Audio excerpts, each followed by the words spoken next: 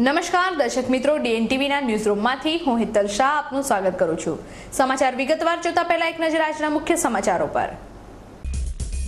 આજવા સરોવરના 62 દરવાજા નજીક મોટું ગાબડું પડી જતા મ્યુનિસિપલ કોર્પોરેશનના ઉચ્ચ અધિકારીઓની ટીમ આજવા સરોવર જવા રવાના।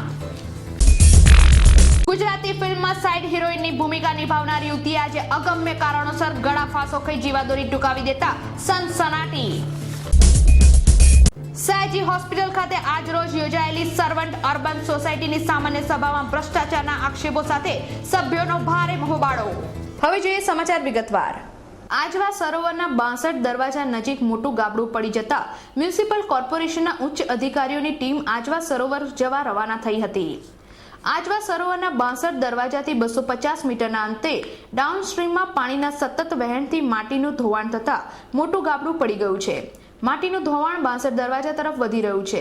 કોર્પોરેશનના તંત્રએ તજજ્ઞોની મદદથી માટીના ધોવાણથી નુકસાન ન થાય તે દિશામાં કાર્યવાહી હાથ ધરી છે।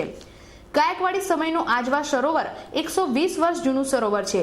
ગત વર્ષોમાં કોર્પોરેશને આજવાના પાળા અને સરોવરના 62 દરવાજાઓનું મજબૂતીકરણ કરાવ્યું હતું। આજવા સરોવરમાં આગામી 15મી ઓગસ્ટ સુધી 211 ફૂટ સુધી પાણી ભરાવા માટેનો રાજ્ય સરકારનો આદેશ છે, જેના પગલે 211 ફૂટ પર 62 દરવાજા સેટ કરી દેવાયા છે, જેને પગલે પાણીનો જથ્થો 211 ફૂટની સપાટી ઉપરથી ઓવરફ્લો રૂપે સરોવરમાંથી પેનલ થઈને વિશ્વામિત્રીમાં વહી જાય છે। છેલ્લા કેટલાય દિવસથી સરોવરમાંથી સતત થતા ઓવરફ્લોને કારણે આજવા સરોવરના 62 દરવાજાથી થોડેક દૂર માટીનું સતત ધોવાણ થયું છે। 62 દરવાજાથી છેક વિશ્વામિત્રી સુધીના ખુલ્લી જગ્યામાં માટીના ઢગલા હતા, ત્યાંથી કોર્પોરેશને ગયા વર્ષોમાં તે માટીના ઢગલા ખસેડીને જમીન સમતળ કરી હતી। તે સરોવરની અપસ્ટ્રીમ જગ્યામાં હવે ગાબડું પડ્યું હોવાનું જાણવા મળ્યું છે। સ્થળ નિરીક્ષણ કર્યું। હું હતો, અમારા સાથી ભત્તુભાઈ હતા, અમારા સ્ટેન્ડિંગ કમિટીના ચેરમેન હતા, વોટરવર્ક્સના ચેરમેન હતા રાજેશભાઈ, અને બધા સાથે અધિકારીઓ સ્થળનું નિરીક્ષણ કર્યું। જ્યાંથી કેચપીટ એરિયા પછી દરવાજા, આપણા 65 દરવાજા, એ દરવાજા પછી આખું ફ્લોરિંગ છે અને ત્યાર પછી એક પાછું ફ્લોરિંગ છે। આ બધું અમે ચેક કર્યું, કોઈ જગ્યાએ ગાબડું છે નહીં। જ્યાંથી ડિસ્ચાર્જ પાણી થાય છે એ આપણે ચોમાસા પહેલાંને પહોળું કરેલું છે, એટલે એવું લાગે છે કે અહીંયા ગાબડું પડ્યું। તો ચોમાસા પહેલાંની આપણી આ કામગીરી છે કે પાણી ઝડપી જાય એટલે આપણે એને પહોળું કર્યું છે, બાકી કોઈ જાતનું કોઈ ગાબડું જતું નથી। હાલની તારીખમાં એકદમ સેફ છે, કોઈએ વડોદરા શહેરના લોકોએ ચિંતા કરવાનું કોઈ કારણ નથી। ગુજરાતી ફિલ્મમાં સાઇડ હિરોઈનની ભૂમિકા નિભાવનાર યુવતીએ આજે અગમ્ય કારણોસર ગળા ફાંસો ખાઈ જીવાદોરી ટૂંકાવી દેતા સનસનાટી મચી જવા પામી હતી। બનાવની વિગતો અનુસાર શહેરના ન્યૂ વીઆઈપી રોડ સ્થિત રાજીવ નગરમાં રહેતી 22 વર્ષીય પૂજા ભાટિયા ગુજરાતી ફિલ્મમાં સાઇડ હિરોઈન તરીકે કામ કરતી હતી। આજ રોજ તેણે અગમ્ય કારણોસર પોતાના મકાનમાં પંખાના હૂક પર ઓઢણી વડે ગળા ફાંસો ખાઈ પોતાની જીવાદોરી ટૂંકાવી દીધી હતી। બનાવની જાણ થતાં જ કિશનવાડી પોલીસે ઘટના સ્થળે પહોંચી લાશનો કબજો મેળવી તેને પોસ્ટમોર્ટમ અર્થે સયાજી હોસ્પિટલ ખાતે મોકલી વધુ તપાસ હાથ ધરી છે।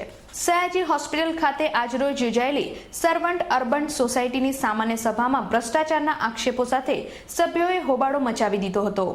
સયાજી હોસ્પિટલ ખાતે આજરોજ મેડિકલ સર્વન્ટ અર્બન સોસાયટીની સામાન્ય સભા યોજાઈ હતી।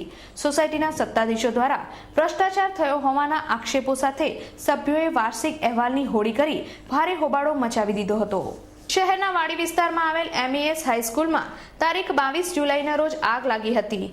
ત્યારથી આજ દિન સુધી શાળામાં લાઇટો સહિતની સુવિધાઓ ન હોય વાલીઓ શાળાના સંચાલકો પર આક્રોશ ઠાલવ્યો હતો। શહેરના વાડી વિસ્તારમાં આવેલ એમઈએસ હાઈસ્કૂલમાં તારીખ 22 જુલાઈના રોજ શોર્ટ સર્કિટના કારણે આગ લાગી હતી, જેમાં સદનસીબે કોઈ જાનહાનિ થવા પામી ન હતી। શાળાના સત્તાધીશો દ્વારા ફીમાં 50% જેટલો વધારો ઝીકી દેવામાં આવ્યો છે, ત્યારે પ્રાથમિક સુવિધાઓ પણ નથી। 800 બાળકો વચ્ચે એક જ બાથરૂમ છે, જે વિદ્યાર્થીઓ તેમજ વિદ્યાર્થીનીઓ વચ્ચે એકમાત્ર સુવિધા છે। ઉપરાંત પીવાનું પાણી પણ સુવિધા લાયક નથી। ઉપરાંત 60 બાળકો વચ્ચે 6 જ કોમ્પ્યુટર છે, જેને લઈને આજે વાલીઓએ શાળા ખાતે ધસી આવી ભારે હોબાળો મચાવ્યો હતો। તેમજ શાળાનો સમય સવારે 7:30 થી 9:30 સુધી છેલ્લા ઘણા સમયથી રાખવામાં આવતા બાળકોના ભણતરને ભારે નુકસાન પહોંચી રહ્યું છે। નાના બાળકોએ પણ ભારે સૂત્રોચ્ચાર કરી વિરોધ નોંધાવ્યો હતો। FY બીકોમના વિદ્યાર્થીઓનો કોલેજ સમય બદલવા બાબત ડીનને આવેદનપત્ર પાઠવવામાં આવ્યું હતું. આ વર્ષથી FY બીકોમનો સમય સવારે 7:30 નો કરવામાં આવ્યો છે. કોમર્સ ફેકલ્ટીમાં વડોદરા અને વડોદરા શહેરની બહારના વિદ્યાર્થીઓ ભણવા માટે આવે છે, તો વિદ્યાર્થીના હિતને ધ્યાનમાં લઈ નિર્ણય લેવા દૂરથી આવતા વિદ્યાર્થીઓ સમયસર પરિવહન માટે કોઈ વાહન ન મળતા કોલેજમાં સમયસર પહોંચી શકતા નથી. તેમના હિતને ધ્યાનમાં લઈને 8 કલાકનો સમય કરી આપવાની તમામ વિદ્યાર્થીઓ વતી માંગણી કરી આ નિર્ણય ત્વરિત લેવામાં નહીં આવે તો NSUI દ્વારા વિદ્યાર્થીઓ સાથે મળી ઉગ્રમાં ઉગ્ર આંદોલન કરવામાં આવશે તેવી ચીમકી ઉચ્ચારી હતી. ભુવામાં નહીં ભગવાનમાં વિશ્વાસ રાખો ના સંદેશ સાથે માંજલપુર સ્મશાનમાં ચિતા પર હેપી બર્થડેની ઉજવણી કરવામાં આવી હતી. ભુવા જાગરિયા પર વિશ્વાસ કરી રૂપિયા ન બગાડો, ભગવાનમાં વિશ્વાસ રાખોના સંદેશ સાથે શહેર નજીકના કલાલી ગામના ભીમા તળાવ પાસે રહેતા મુકેશભાઈ ગોહિલે તેમના 16 વર્ષના પુત્ર અક્ષયનો જન્મદિવસ શહેરના માંજલપુર સ્મશાનમાં ચિતા પર કેક કાપીને ઉજવ્યો હતો. કેક કાપવા સાથે મુકેશભાઈએ પોતાના હાથ ઉપર કેરોસીન લગાવી તેની ઉપર આગ સળગતી મશાલ ફેરવી તેના મોઢા નાખી ઓલવી નાખી અંધશ્રદ્ધાળુઓને ઉલ્લુ બનાવતા લોકોનો પડદો ખોલ્યો હતો અને અક્ષયની બર્થડે ઉજવવા આવેલા મહેમાનો અને અક્ષયના મિત્રોનું મનોરંજન પણ કર્યું હતું. જન્મદિવસની ઉજવણી માટે સ્મશાનમાં તેમજ એક ચિતાને ફૂલથી શણગારવામાં આવી હતી. અગમ્ય અને નીરવ શાંતિ વચ્ચે ચિતા પર મૂકીને કેક કાપવામાં આવી હતી. કલાલી ગામના મુકેશભાઈ ગોહિલ અને પારુલબેનનો ધોરણ 10માં અભ્યાસ કરતો પુત્ર અક્ષય 11 વર્ષનો હતો ત્યારથી જ આજે 5મી વખત મુકેશભાઈએ તેનો જન્મદિવસ સ્મશાનમાં ઉજવ્યો હતો. ગોત્રી હરિનગર 5 રસ્તા પાસે સેવાસદન દ્વારા બ્રિજ નિર્માણનો ઠરાવ પસાર થતા શહેર કોંગ્રેસના પ્રવક્તા દ્વારા વિરોધ નોંધાવવામાં આવ્યો હતો. શહેરના ગોત્રી મેઇન રોડ પર હરિનગર 5 રસ્તા ખાતે ગત 4 જુલાઈ 2011ના રોજ બ્રિજ બનાવવા બાબતે 15 માસની અવધિ સાથે ઇજારદારને 28 કરોડ 51 લાખના ખર્ચે વર્ક ઓર્ડર આપવામાં આવ્યો હતો, જેનું ઉદ્ઘાટન માનનીય મુખ્યમંત્રીના હસ્તે 28મી ઓગસ્ટ 2011ના રોજ કરવામાં આવ્યું હતું. પરંતુ સ્થાનિક રહીશો અને કોંગ્રેસના વિરોધના પગલે સેવાસદનના તાત્કાલિક સ્થાયી સમિતિના અધ્યક્ષ ડોક્ટર વિજય શાહે સર્વે કરી કામગીરી હાથ ધરાશે તેમ જણાવ્યું હતું.